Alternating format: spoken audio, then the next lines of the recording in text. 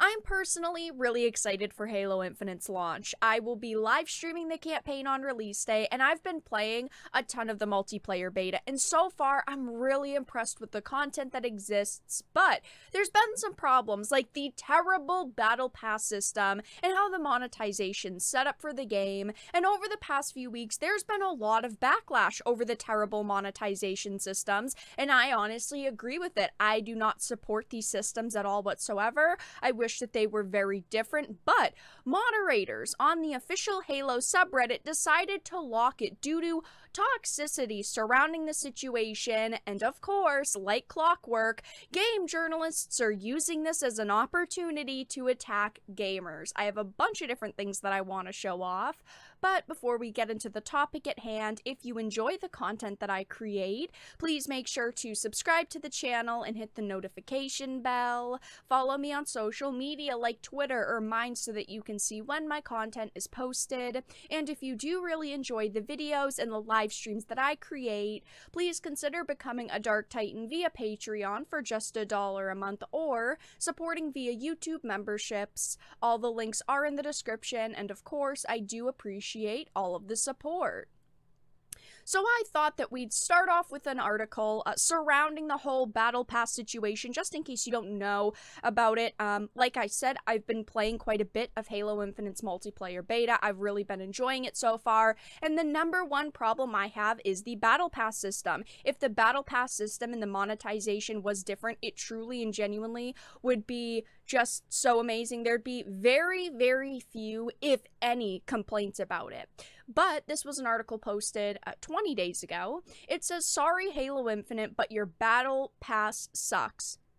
So, it says Halo Infinite is out now, and as I wisely predicted back in summer, it's an absolute blast. But while having the moment-to-moment running and gunning may be 343's best yet, the studio is having a decidedly tougher time convincing fans it can handle this new free-to-play transition for Halo. I personally am kind of mixed on free-to-play games because, yes, I do like the fact that people can try out games, not have to purchase them, and that can be good for player-base numbers because more people are, of course, willing to try a free game than buy a $60 to $70 game, especially if they don't know if they're going to like it right off the bat. But at the same time, with a free-to-play system comes terrible monetization practices and usually cosmetics and sometimes consumables and all these different things that end up being way too overpriced because companies, of course, need to make money. But it says it's the Battle Pass, folks. It's just not very good. Before the launch, 343 earned affection with claims that Infinite's Battle Passes will stick around forever. Unfortunately, it seems like it'll take forever to complete even one of them. Passed by the Halo subreddit, and it becomes immediately clear that there are a few frustrations with the speed of Infinite's progress. It ended up being calculated that you'd have to play about 2,000 games to finish the Battle Pass from level 1 to 100 if you weren't buying any of the special boosts to level up, or if you weren't actually buying the premium Battle Pass, which gives you, I believe, 26 levels towards the pass. So that's a ton of games, obviously, and we know that this first season and this first Battle Pass is going to be around for quite a while. We do know that it's going up for a couple months, but at the same time, 2,000 games is pretty freaking ridiculous. If you look at other games like Fortnite and Apex Legends, yes, they have similar systems where it's level 1 to 100, but the experience gained towards the battle passes is so much higher, and it just makes more sense. We understand as players that you need to have a grind in a game to keep people coming back, but at the same time, when you have to play 2,000 games unless you swipe your credit card, that is way too much. A lot of people thought that should be cut in half, and I agree. Now, luckily, they have started to prove they're actually listening to consumers because they did end up changing the XP charts. It says first game is now 300 XP, second game is 200, third game's 200, and then fourth, fifth, and sixth are 100, and then seventh game and up are 50 XP, but it's still not good enough. I do like the fact that there is this chart where it starts for the first couple of games really high, and then it goes low, but I truly do not think games should be under 100 experience. I truly think that the first game should be 500, second game 300, and then all of the other games should be 200. That's my opinion. This system still isn't enough. You'd still have to play so many games. It would still be absolutely ridiculous if you weren't swiping your credit card. It's not quite enough, but this to me proved that they are truly listening to fan feedback and they're trying to make changes to these systems. They're trying to kind of find a middle ground. So I do give them credit for trying, but it's still not enough. And of course, the Reddit has been going crazy over the situation. A lot of people are very frustrated with the fact that they still haven't made the changes that people want. They still haven't fixed things, and they still haven't made the Battle Pass system really worth it to grind for, because of course the cosmetics are really cool. But apparently the Reddit moderators have decided to shut down the Reddit temporarily, because there's a lot of people talking about Infinite since it's releasing in a couple days. And of course, like clockwork, game journalists are starting to attack gamers for being toxic. I have a few different articles that I want to read, but why don't we start with this one, the GameSpot article. It's probably one of the most tame articles from game journalists. It says Halo subreddit locked down due to spiraling toxicity as 343 talks progression, playlists, microtransactions, and more. It says the Halo subreddit has been temporarily locked down due to toxicity on the forum that has spiraled out of control according to the mods. This happened after the 343 community director wrote an impassioned post about the state of Halo Infinite and calling for civil discourse around the game. The amount of toxicity on the sub from both sides has made it impossible for people to have civil discussions, which is what the mod team strives for regardless of opinion, the mod said. Some users on the sub have even been responsible for doxing and death threats. We're temporarily putting the sub on lockdown so people can hopefully settle down a little bit and we can hit the reset button before launch. At the end of the day, this is a video game and this level of vitriol is unwarranted. Take the weekend off. We're reopening on Monday. This is an article by Kotaku. It says Halo subreddit temporarily shuts down because angry gamers won't stop being toxic assholes. Of course, they've done their best to spin this narrative around the situation and to attack gamers. Not very surprising coming from all of these outlets, especially one like Kotaku. I honestly wish that I could say I was surprised, but I'm not. It says, once again, the angry gamers are angry and yelling and just being the worst. This time it's happening over on Reddit, specifically the main Halo subreddit, r/Halo, which has been locked until Monday due to how angry and toxic most of the posts and comments have been recently, following Halo Infinite's launch last month.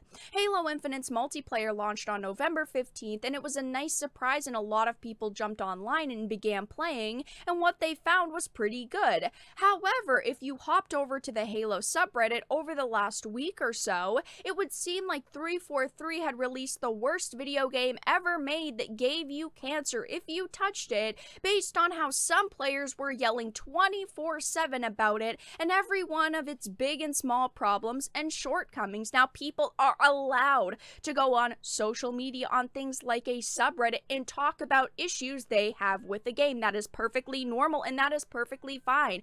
I, as a consumer, have complained about Halo Infinite's problems like the Battle Pass and the monetization. I'm not a fan of it. I've been very vocal about it because I want them to change these systems so that they can get better. There's not public lines that I can call to talk to someone from 343 and say, hey, listen, I really think that this system's bad, and so that they'll listen to me. I can't just go on social media and make one single tweet and hope they're gonna see it. The best ways to do this are making comments on, Twitter, Instagram, Facebook, things like Reddit, wherever they have a social media following where they occasionally will respond to people that maybe the developers are watching over. That's the only way to really get across to companies now. But it says, as you might expect, with this being the internet, sides began to form and people who just enjoyed the game also began to attack and yell 24/7 in an effort to, well, there isn't really a point to angry posts on Reddit, but many of the nearly 1 million Redditors who are part of the Reddit were locked in a worthless war of words, firing insults at each other and the devs behind Infinite. Folks began sending threats, name-calling, and attempting attempting to dox folk they disagreed with or disliked. It got so bad last night that the mods of Halo made the decision to lock the entire subreddit down until Monday. Now, of course, toxicity does exist online, and the moderators of the subreddit must have felt it was best to lock the Reddit for a few days because of some of the posts they might have seen. Maybe it was getting out of control. But first of all, why does everyone have to get punished? They should have just removed the posts for breaking the rules. And of course, it's a large subreddit, so they've got plenty of moderators. So why does everyone have to face consequences? But there's also tons of articles now attacking gamers from the Kotakus and the Mashables, yet where is their evidence? If the moderators of the Reddit saw it, okay, but these gaming websites will do anything to attack gamers, and they provide not one single screenshot of someone saying something negative or toxic on Reddit. Not one link is a part of these articles. That's my problem. They provide absolutely no evidence. They write this story because that's what it sounds like, a story. Of course, everyone was throwing mean words at each other, and everyone began to yell and attack each other 24/7 in an effort to, combat some of the toxicity and, give the developers credit where credit is due. Like, it just sounds like a story. They're taking a few instances of disgusting behavior and are blowing it out of proportion so that they can write an article about gamers and how toxic the gaming industry is, which is awful. I hate seeing articles like this, and it would be okay if they went into this writing an article saying, hey, it was temporarily shut down due to toxicity. That is what the moderators of the Reddit are saying. But of course, they just have to add in jabs like this because angry gamers won't stop being toxic assholes. And of course, the article ends off with one last jab. As for angry Halo players upset over Infinite's various legitimate shortcomings and issues, I'd recommend maybe stepping away, playing a game you like, and realizing that none of this is healthy or productive. Remember, you don't have to play the game you hate, I promise. Their response to the situation is absolutely terrible. They're basically saying, is something you like being ruined? Just play something else, consume a different product, and deal with it, which isn't good. These websites exist because gamers read them, gave them exposure, so act like you care about us. The number one problem I have here is the fact that they go into this article attacking gamers for having valid concerns. People are upset over extremely valid reasons like predatory monetization systems and a terrible battle pass system. But no, they just brush off any criticisms that people have and just say, you know what, it's people being toxic. And I quickly wanted to head on over to Twitter to show Kotaku's post about this because, of course, they're being ratioed. They're being attacked over calling gamers angry, toxic assholes, which rightfully they deserve. People are saying things like, and because mega corporations won't stop trying to grip the maximum amount of money off of their fan base and children through toxic predatory monetization, but you don't care about that story, do you? Toxic Gamer Bros still generates more impressions. People are saying things like 343 is blaming the whole community over a few schizoids and is trying to deny and deflect some of the criticism based on that. 98% of the criticism is valid and if listened to would improve longevity and make the game more consumer friendly. And I agree with the second part. I truly think if they listened to the community, it would help the longevity of the game and the survival, because we know games come and go very quickly, but Halo is something people have waited years for. People have been so excited for Infinite. I know I'm personally very excited for Infinite, and I hope that this game sticks around for a long time, but if they don't listen to consumers and player feedback, they're not going to survive the next year, never mind 2 or 3 years.